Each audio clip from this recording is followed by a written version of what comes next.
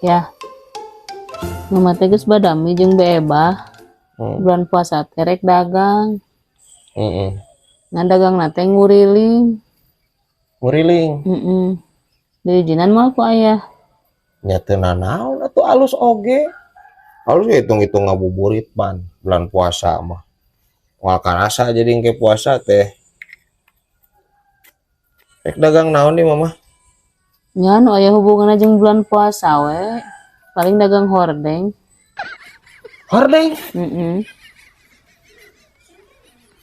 Maksudnya kumaha ya teh dagang hordeng kumaha mah?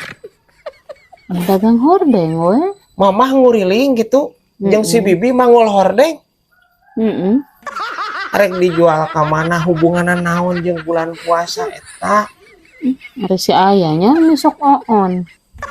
Nyebut oon deui wae ieu nya teu sieun doraka gitu ya kasalaki nyebut oon. Cing kumaha jelaskeun ya, jelaskeun aya teu ngarti ieu. Apan sok loba nu butuheun ya ngajualna teh ka tukang mie ayam, tukang warteg, tukang baso, nasi padang, baru tuhun hordeng. Tapi euy.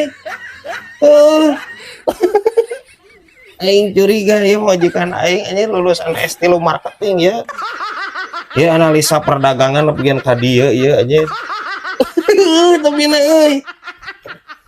Tapi please ya nya Teng Tamara Blazinski. Ulah lah. Nya mending keneh dagang tajil nya. Kolak, es buah atau anu kararitu lah.